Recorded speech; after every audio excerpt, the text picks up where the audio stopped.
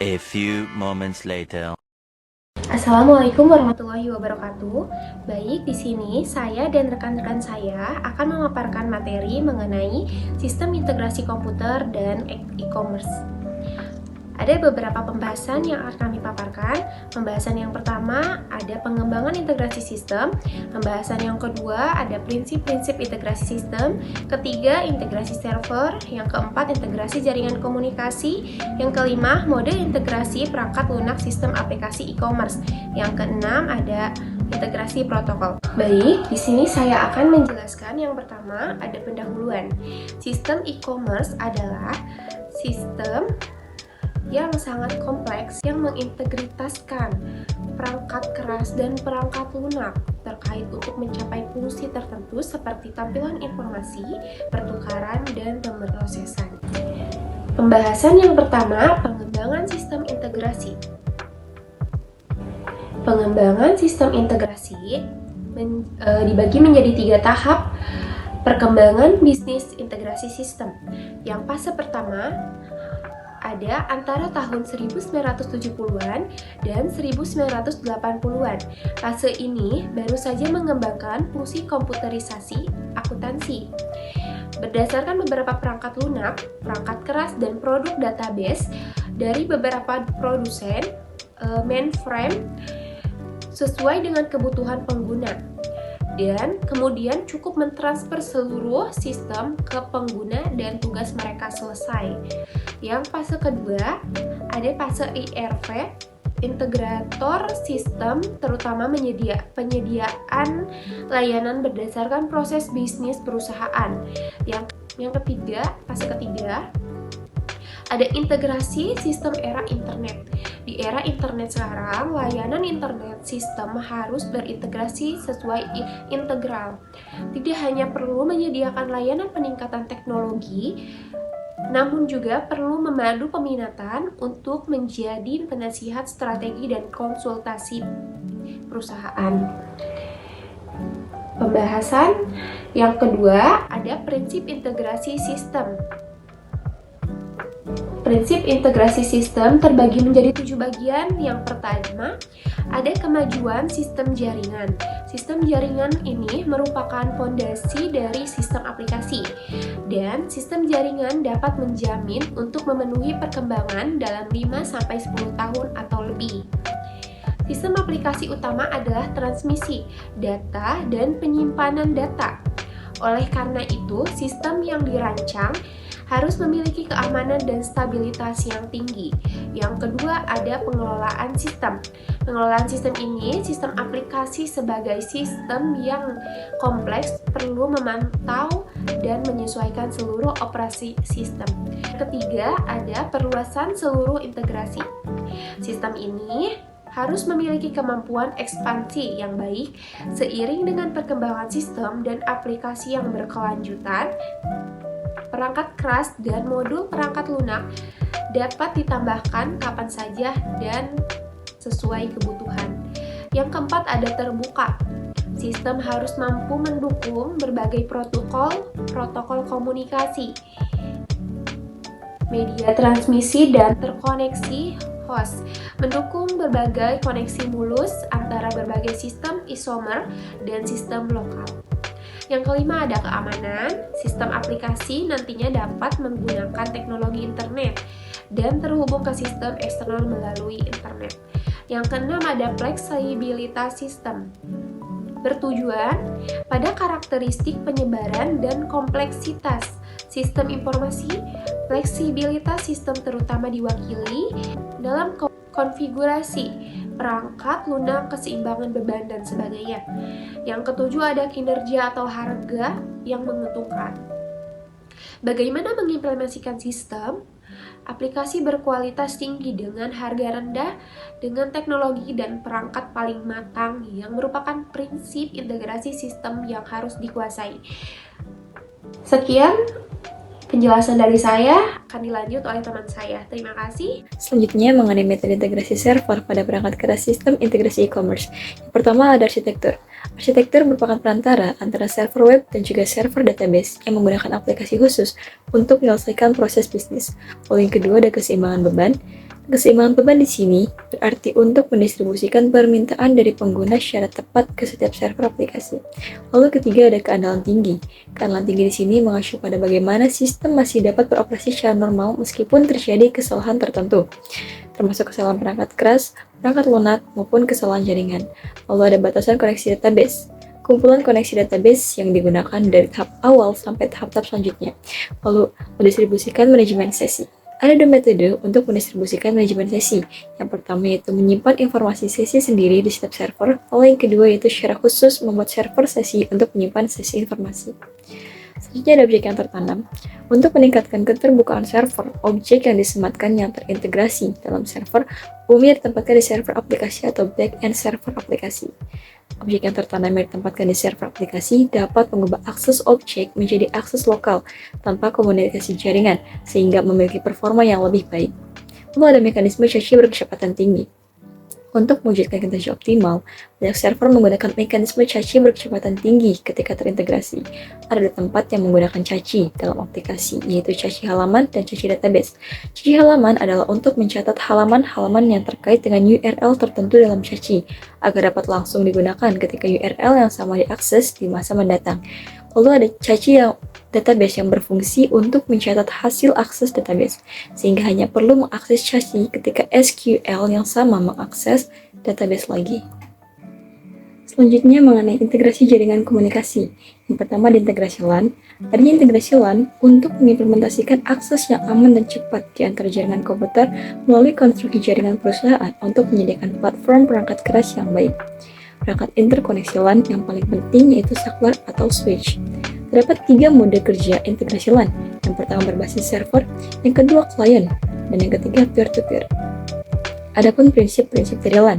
Yang pertama prinsip kepraktisan, yaitu sistem jaringan harus menggunakan teknologi yang matang dan dapat diandalkan untuk mencapai tujuan yang praktis, ekonomis, dan juga efisien. Lalu selanjutnya ada prinsip keterbukaan. Sistem jaringan harus menggunakan standar teknologi yang terbuka. Lalu selanjutnya ada prinsip keandalan. Sistem jaringan harus memastikan keandalan yang tinggi dan rata-rata tinggi tanpa waktu kesalahan dan tingkat kesalahan yang rendah. Lalu selanjutnya ada prinsip keamanan. Sistem jaringan harus memiliki keamanan yang baik untuk memastikan sistem jaringan dan data berjalan dengan aman. Selanjutnya ada prinsip kemajuan. Sistem jaringan harus menggunakan teknologi canggih dan perangkat untuk menangkap tren perkembangan jaringan di masa depan. Lalu selanjutnya ada prinsip efisiensi tinggi. Sistem jaringan harus memiliki tingkat penggunaan yang tinggi sumber daya. Lalu selanjutnya ada prinsip pengembangan. Sistem jaringan harus memiliki kemampuan pengembangan yang baik, skala, dan kinerja. Selanjutnya ada integrasi WAN. Perbedaan utama antara integrasi LAN dan juga WAN yaitu bahwa skala WAN lebih kecil dan struktur WAN lebih rumit, serta protokol WAN juga lebih beragam. Adapun komponen umum metode integrasi WAN yaitu repeater, saklar, bridge, router, dan juga gateway. Dan yang terakhir itu ada integrasi jaringan berkinerja tinggi. Selanjutnya yaitu mode integrasi sistem perangkat lunak aplikasi e-commerce. Aplikasi database merupakan pola integrasi aplikasi perusahaan yang paling populer saat ini. Aplikasi database yang mencakup pengelolaan salinan data untuk 2 atau lebih database biasanya mengarah pada redundansi data, dan sebuah perusahaan memungkinkan perlu mengadopsi pola aplikasi database dalam banyak aspek. Aplikasi database dapat dibedakan menjadi 2 bagian. Yang pertama, aplikasi sinkron, yang menunjukkan bahwa database sumber daya harus benar-benar konsisten dengan database tujuan. Tujuan utamanya adalah untuk memastikan konsistensi data secara real-time di antara database. Selanjutnya ada replikasi asinkron, seperti seri MQ adalah sering digunakan untuk menjaga tata bahasa transaksi sebagai bagian dari proses replikasi. Baik, di sini ada integrasi protokol. Integrasi protokol di sini terbagi ke dalam 6 bagian. Yang pertama ada protokol keamanan internet, yang dimana email adalah metode transformasi informasi utama di internet dan juga salah satu metode utama aplikasi e-commerce. Tapi itu tidak memiliki langkah-langkah keamanan yang kuat. Jadi kelompok tugas internet telah menyusun kriteria referensi untuk keamanan kinerja emailnya.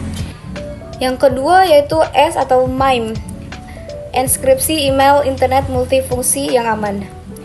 adalah protokol yang menambahkan tanda tangan digital dan teknologi enskripsi berdasarkan pesan perluasan email internet yang dijelaskan oleh RFC 1521. MIME adalah format standar perluasan email internet formal, tetapi tidak menyediakan fungsi layanan aman apapun. Tujuan S atau MIME adalah untuk menentukan metode implementasi tindakan layanan keamanan pada MIME. S atau MIME telah menjadi protokol yang diterima secara luas di kawasan industri seperti Microsoft Co, Netscape Co, Novell Co, Lotus Co misalnya. Dan yang ketiga, yang terakhir pula, PMIME. PMIME, layanan keamanan objek MIME, adalah sebuah teknologi keamanan email yang menggabungkan karakter PEM dan MIME. Yang kedua yaitu ada protokol aman utama dari protokol keamanan internet SSL. Konsep dasar protokol keamanan SSL telah diperkenalkan di atas. Keseluruhan konsep protokol SSL dapat diringkas sebagai sebuah protokol yang menjamin keamanan transaksi antara klien yang telah menginstal soket dan server aman, merujuk semua aplikasi TCP. Perlu dijelaskan bahwa protokol keamanan SSL yang menjamin keamanan komunikasi komputer melindungi proses dialog komunikasi. Semisalnya, klien telah terhubung dengan host. Pertama-tama protokol jabat tangan harus diinisialisasi, dan kemudian dialog SSL dibangun. Hingga dialog selesai, protokol keamanan SSL mengekspresikan seluruh proses komunikasi dan memeriksa integritasnya. Protokol keamanan SSL adalah protokol keamanan jaringan paling awal yang digunakan dalam e-commerce dan digunakan oleh banyak toko online saat ini. Tentu saja SSL protokol ditingkatkan sebagai sesuai dengan prinsip-prinsip pesanan surat ketika itu digunakan. Yang ketiga ada protokol keamanan utama kedua dari protokol keamanan internet SET. Untuk mengatasi kesalahan protokol keamanan SSL memenuhi peningkatan keamanan persyaratan dalam perdagangan e-commerce, memenuhi persyaratan perdagangan dan keseimbangan biaya dan keuntungan. PISA dan perusahaan lain seperti Mastercard, Microsoft, dan IBM bersama-sama menetapkan Secure Electronic Transaction yang merupakan standar terbuka dan berbasis mata uang elektronik standar sistem pembayaran elektronik untuk perdagangan online. SET menambahkan autentikasi identitas perdagangan online, perdagangan dalam kondisi pemesanan autentikasi kartu kredit klien. Yang penting untuk perdagangan yang memerlukan pembayaran mata uang, SET terutama menggunakan teknologi autentikasi elektronik dan proses autentiknya menggunakan algoritma RSA dan DES yang dapat memberikan perlindungan aman yang kuat terhadap e-commerce. Yang selanjutnya nomor 4 ada protokol transaksi teks hyper aman SHTTP. Enkripsi kunci rahasia dapat menjamin keamanan transmisi informasi pertukaran di antara situs web SHTTP yang dihasilkan dengan memperluas keamanan dan menambahkan keamanan pada informasi HTTP didasarkan pada teknologi SSL. Protokol ini menyediakan langkah-langkah keamanan seperti integritas, diskriminasi sehingga tidak mengingkari kerahasiaan untuk aplikasi internet. Yang kelima ada teknologi transaksi aman atau STT. STT yang diusung oleh perusahaan Microsoft memisahkan autentikasi dari deskripsi di browser untuk meningkatkan kapasitas kontrol keamanan. Dan yang terakhir ada standar PBB atau EDIFA CT, yaitu langkah-langkah keamanan dalam standar UN atau EDIFAC yang merupakan bagian terpenting dari e-commerce. Adalah teknologi yang banyak digunakan di dunia untuk secara otomatis bertukar dan menangani informasi bisnis dan informasi manajemen secara otomatis. UN atau EDIFAC merupakan satu-satunya standar e-commerce yang digunakan secara universal di dunia. Baik, yang selanjutnya ada integrasi lingkungan perangkat lunak sistem aplikasi. Di sini ada terbagi dalam ketiga bagian. Integrasi berdasarkan C atau S atau mode komputasi. C atau S mendefinisikan bagaimana komputer terhubung ke server untuk menerapkan berbagai data dan aplikasi. Serta aplikasi didistribusikan ke beberapa prosesor menggunakan kapasitas proses komputer. Pola ini digunakan untuk membagi sumber daya berdasarkan kelompok kerja dan departemen. Ada 3 komponen utama dalam integrasi sistem C atau S, yaitu server database, aplikasi, klien, dan jaringan. Yang kedua yaitu ada integritas berdasarkan B atau S. Integritas B atau S terutama mengacu pada 2 aspek, yaitu integritas perangkat keras server web dan integritas perangkat lunak server web. Hardware yang pertama adalah hardware selection of web server. Sebelum perangkat lunak server web diinstal dan situs web dikembangkan, banyak persyaratan yang harus dikonfirmasi. Semisalnya memilih koneksi internet dan membangun server situs web, bandwidth, link internet dan perangkat keras yang dipilih. Elemen-elemen ini sangat penting untuk tugas-tugas yang dapat diselesaikan oleh situs web. Jenis koneksi internet adalah modem, LAN, ISDN, ADSL, dan DDN. Dan yang kedua ada selection of web server, yaitu banyak server web yang dapat digunakan untuk membangun situs web berdasarkan Windows NT. Beberapa fungsi yang harus diperhatikan ketika memilih server web. Yang pertama, seperti web dapat menghasilkan log dalam bentuk format log public char atau NCSE. Ada server memiliki program dan alat untuk menguji log, seperti server dapat dikonfigurasi untuk melarang akses berdasarkan nama domain dan alamat IP dan lain sebagainya, dan masih banyak. Yang ketiga yaitu berdasarkan model 3 lapis terdistribusi, yaitu struktur 3 lapis dibuat dibandingkan dengan pola host N atau pola C atau S.